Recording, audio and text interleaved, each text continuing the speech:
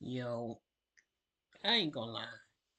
Some of my you know how you hold down on the D pad on the pad to copy like the title. I can't copy the title in some of these videos. It won't allow me to copy it, so I gotta type it in. So that's interesting. Anyways, we're ready to get right into it. Thank y'all for watching. Hopefully, go watch some more videos. We here. Anyways, I just finished Forspoken. That's not a story narrative game. Let me get another story narrative game. I just finished Lost Records a few days ago. That's a story narrative game. Um, so I want to see what's next. I'm pretty sure when it comes to all the Life is Strange games, I didn't played all those. So what else? We'll see what else they got. Welcome back to PlayStation Access and the return of our top 10 videos. We're continuing our tour of the very best games on PlayStation, handily grouped by genre. Today it's the turn of story games. Stories. Once upon a time we used to read them in books, but then along came games, swapping page turning for button pressing and giving us control over our beginnings, middles and endses. And here are the virtual yarns that did it best, listed in no particular order. If I could turn back time to experience a game totally afresh, I'd pick Life is Strange. Handily, that's also the time-twisting dilemma at the heart of Don't Nod's teen drama. If you did have the power to rewind life and make new choices, how would you use it? I'd rewind chocolate bars I'd just eaten back into existence for an infinite snack. For our hero Max, it starts as an opportunity to rewrite embarrassing school life, but builds into a trickier tale as the consequences of her actions begin to pile up. Now, lots of games on this list let you guide the story, but few do it so cleverly. Being able to see the direct results of your decisions and then take a different path raises all kinds of interesting questions about short-term benefits versus the long-term domino rally you might set in motion. It's all wrapped up in a beautifully observed tale of budding high school romance. By the end of the last episode, you'll have your finger stuck on the rewind trigger just because you don't want your time with these lovely people to end. You are going to get in hella more trouble for this than drugs. Nobody would ever even miss your punk ass, would they? Get that gun away from me, psycho! No! Our next pick, Detroit Become Human, asks a lot of big questions. Can robots experience free will? Are humans too reliant on technology? And most importantly, how much would it cost to have Connor the android as my best friend? Seriously, this guy is great. Part sidekick, part Swiss Army knife, part smart speaker assistant. A star. Of course, if you've played any of Quantic Dream's games before, including the mighty Heavy Rain and Beyond Two Souls, you'll know they love characters that get under your skin. But beware, make bad calls or fluff the QuickTime events and even the playable heroes can die, dramatically altering the course of the story. That's the real hook of David Cage's games. They're like starring in interactive movies where even the most harmless action can come back to haunt you or derail your life. Think you're just cleaning the dishes or making a sandwich? Think again. That could be the sandwich that changes the world. Or not. Play it to find out.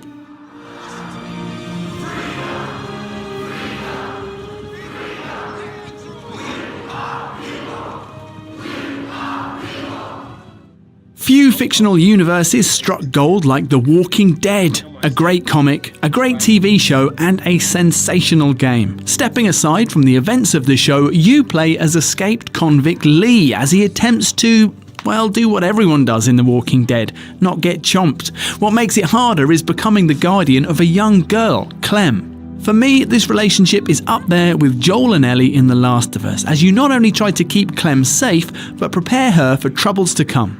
Unfortunately, life is an endless obstacle course. Get over basic survival needs and you've still got to deal with other selfish survivors, cannibals, scary mercenaries, and of course, the walkers themselves. Every decision feels like it's going to come back to bite you later, as the game repeatedly tells you, so-and-so will remember this. If you get really hooked and play the sequels, you can even bring your save files between them so those difficult choices hang around for the whole story. This your daddy? What a bozo.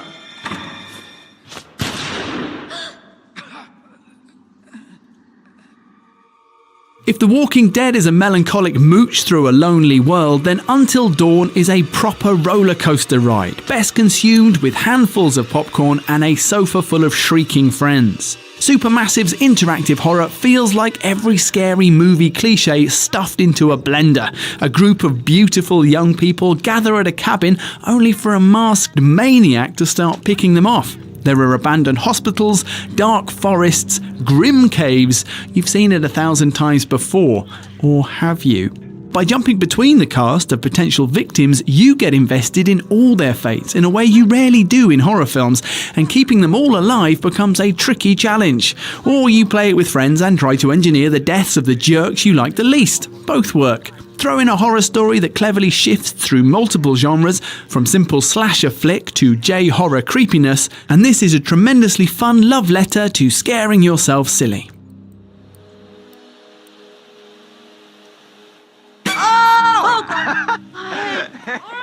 Hey, whoa.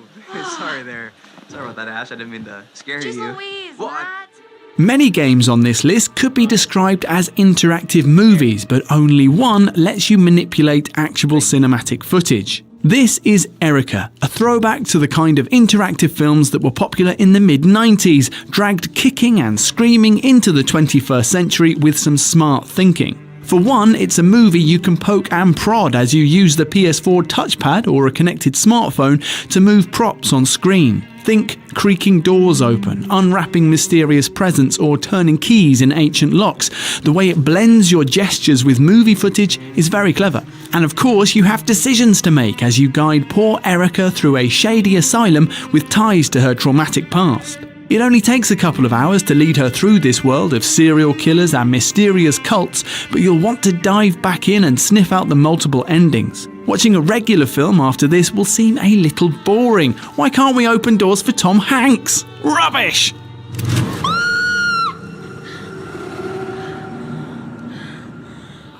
Our next game, Oxenfree, is a powerfully atmospheric tale of a beach party gone wrong. What exactly goes wrong? Well, that would be spoiling things, but let's just say it's a little worse than the toasted marshmallows running out.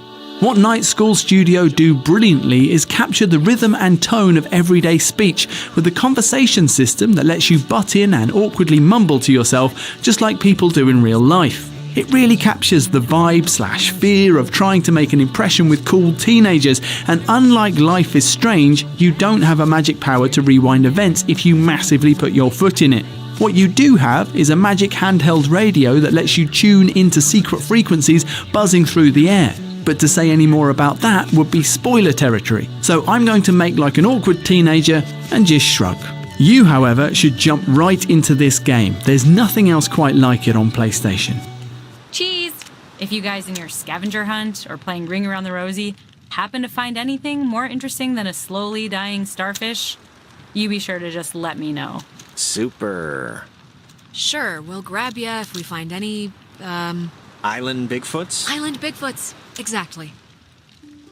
If you enjoy good stories, our next game is about a house stuffed with them. What Remains of Edith Finch invites you to explore the home of the Finch family, a clan allegedly cursed to die well before their time. It's not a horror game though. As you uncover their mansion, you get a feeling for each family member from the way they decorated their rooms and little props around the house, and digging into their possessions lets you relive their dying moment. That may sound bleak, and a couple of them certainly are. You will never look at a bathtub the same way again, but even with their sad endings, these are moments of incredible imagination as a kid morphs into a sea monster, or the monotony of a fish chopping job transforms into a wild fantasy quest. It might sound trite as hell to suggest that in their deaths you get to discover the wonders of life, but well, I've said it.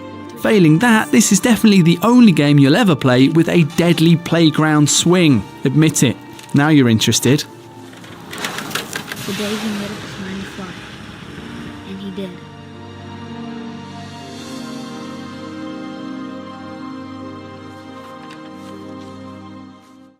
This next game bundles two together. Zero Escape the Nonary Games combines Virtue's Last Reward and 9 Hours, 9 Persons, 9 Doors, which are stunning visual novels revolving around strangers locked in a game of life and death. It's a bit like the Saw films, but without the gruesome bits. In both games, you play as a contestant trying to figure out the motives of the creepy figures pulling the strings. If you've not played a visual novel before, these are more traditional stories. You read through lots of dialogue and text to move the tale along, making a few key choices to branch the story like a choose-your-own-adventure book. It's spiced up with escape room sequences where you and your fellow captives take on a small point-and-click adventure puzzle, but it's the overarching story that makes this duo a must. If you're a fan of murder mysteries with a dash of sci-fi oddness, these will keep you busy for weeks. You are going to participate in a game. The memory game. It is a game where you will put your life on the line. Next up is Firewatch. If you asked for my dream job growing up, I'd have said doing voiceover on a popular PlayStation YouTube channel. But second on the list would be Fire Lookout at a US national park. Just think about it. You get stunning views, fresh air, and you occasionally get to yell at teenagers for littering. It's an old man's dream. So thank you Campo Santo for this adventure that casts you as the lonely Henry atop his lookout tower in Shoshone National Forest. Well, not entirely alone. Delilah, a fellow lookout, chats over walkie-talkie as the two of you swap banter, have a bit of a flirt, and ponder mysterious goings-on in the park. On top of this blossoming relationship, Firewatch does a great job of placing you in Henry's world, from having to decipher your map to radioing in any park infractions. As it unfolds, you begin to question if it's all as straightforward as it looks, and discovering the truth of the thing is one of PlayStation's great storytelling pleasures. Spoiler alert, it's not Yogi Bear. Found them in the lake, naked. Skinny dipping. Yeah. Is that a guy over there?